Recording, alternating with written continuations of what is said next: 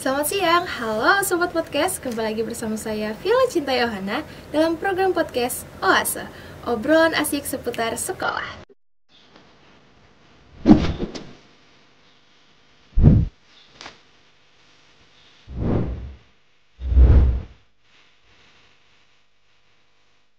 Burung terbang di atas awan, singgah sebentar di pepohonan.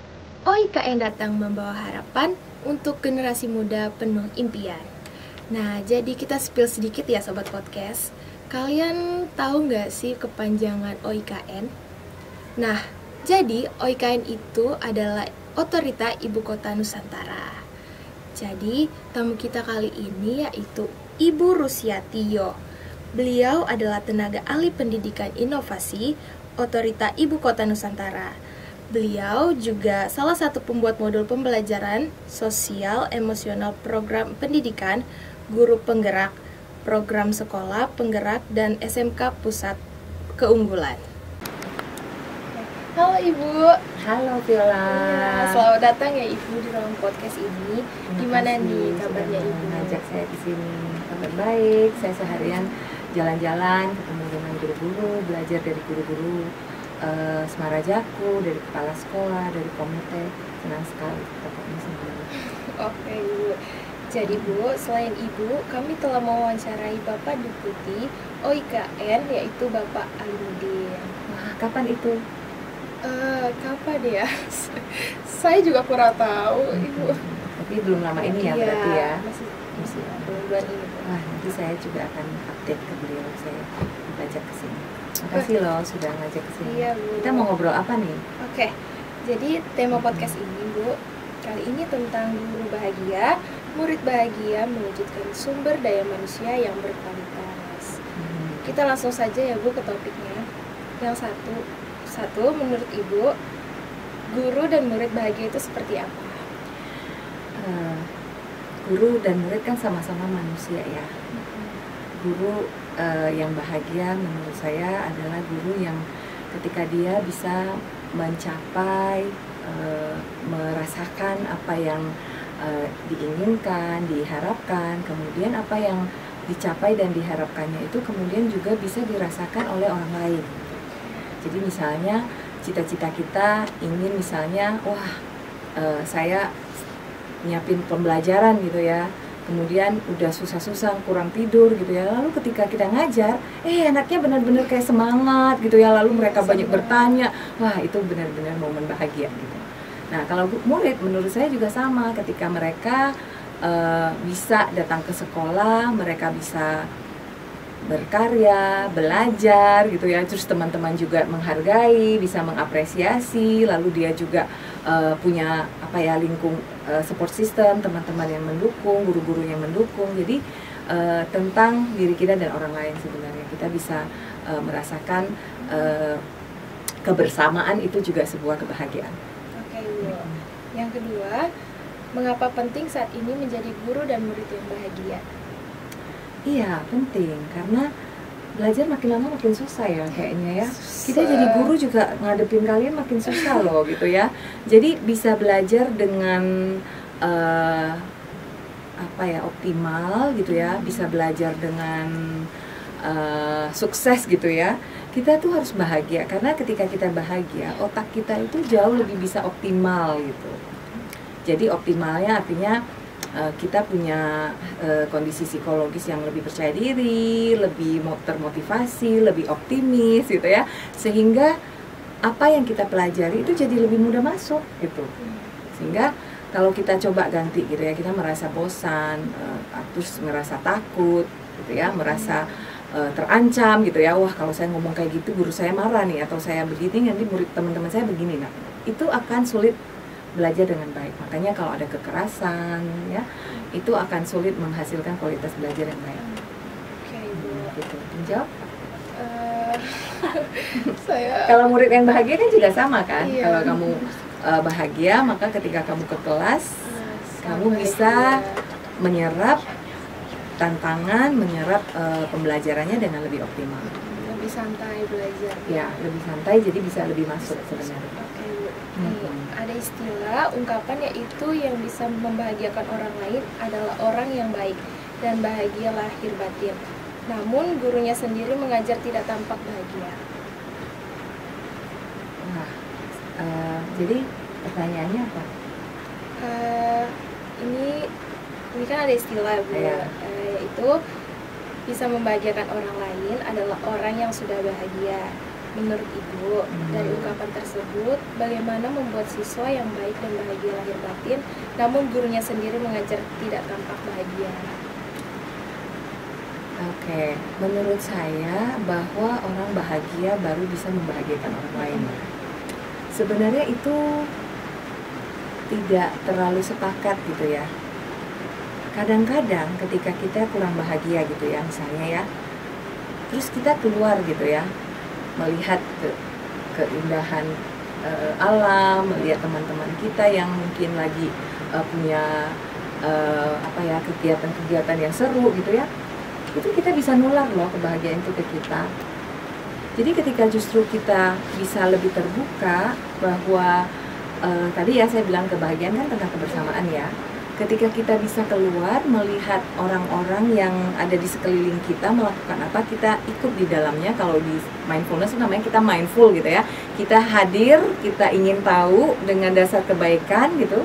Di situ tuh kita bisa merasakan ketenangan, dan ketenangan itu kan membuat kita juga lalu bisa punya ide, bisa melihat hal-hal yang lebih positif gitu. Itu sih. Jadi kadang-kadang tidak harus nunggu kita bahagia dulu baru kita bahagia. Itu bisa berjalan saling timbal balik gitu.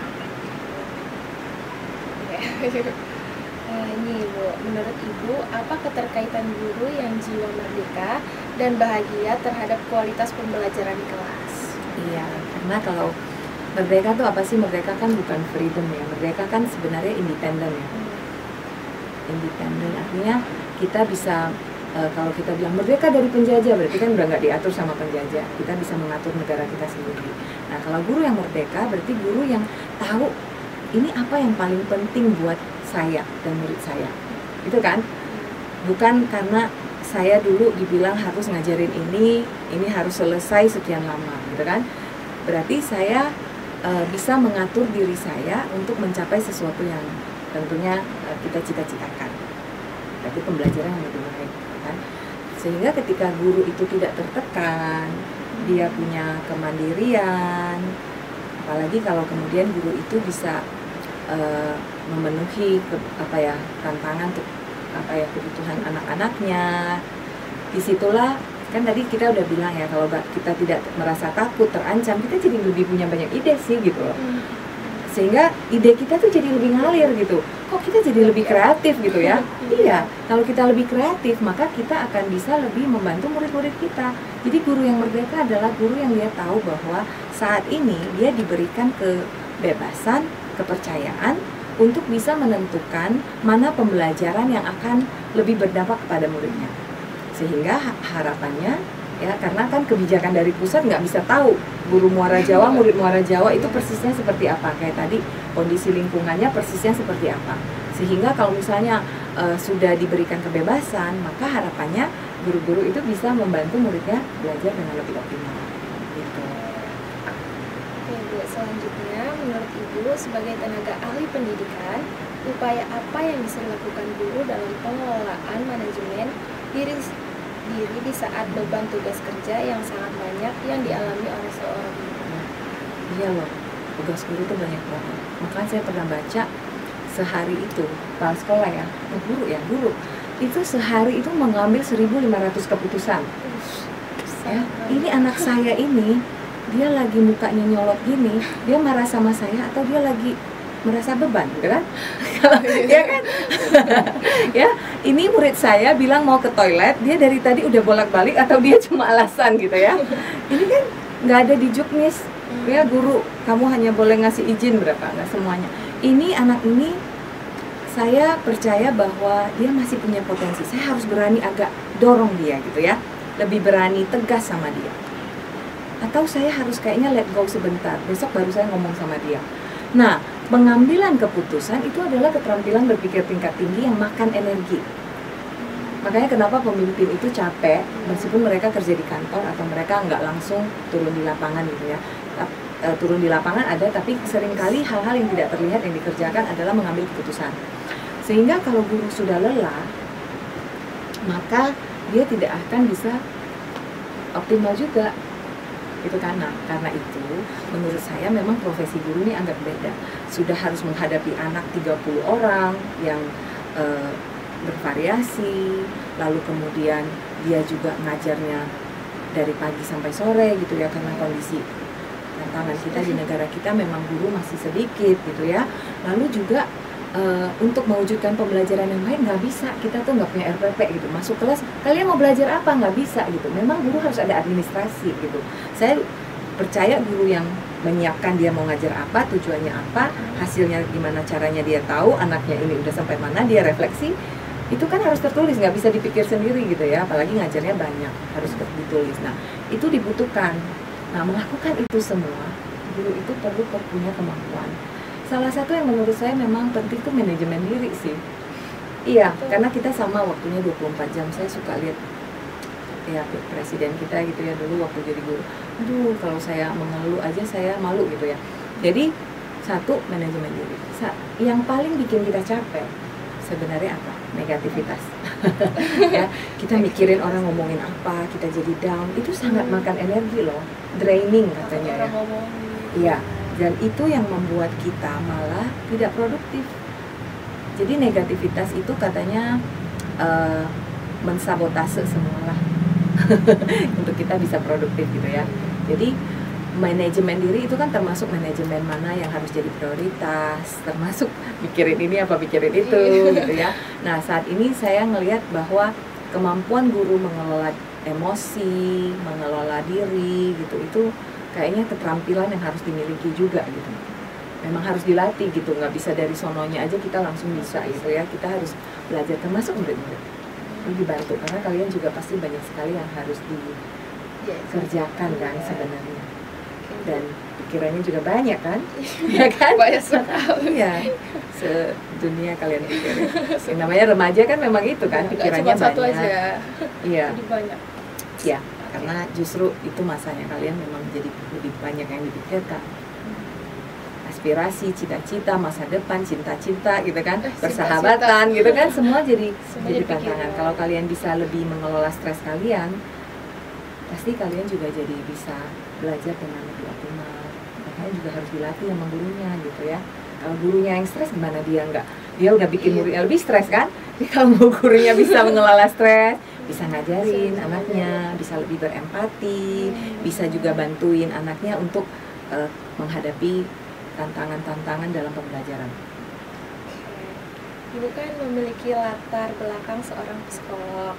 Dari sisi psikolog, apa indikator yang terlihat dari siswa jika menerima pembelajaran dengan baik?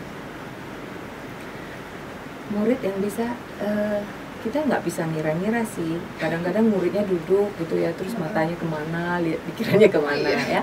Ya memang harus di-assess gitu, harus dinilai, harus. Tapi nilai kan nggak harus di akhir semester atau akhir ujian di kertas baru.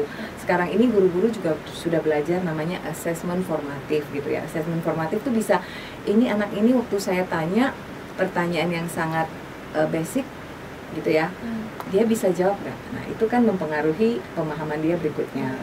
Lalu bisa juga kita melihat bagaimana respon dia. Cara guru saya ngajarin saya gitu kan, nggak langsung misalnya baru ulangan baru ketahuan anaknya nggak bisa gitu ya. Tapi pada saat di kelas gurunya juga sudah mencari tahu, berjalan keliling, makanya guru nggak ada yang duduk di depan gitu kan. Guru kan sebenarnya melihat gitu anaknya bisa jawab nggak, bisa merespon nggak. Nah itu semua kembali melelahkan sekali, gurunya harus fokus.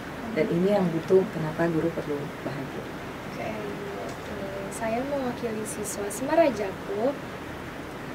Apa saja nih Bu tips yang dilakukan pelajar untuk menjadi pelajar yang baik, merdeka, dan bahagia Bu?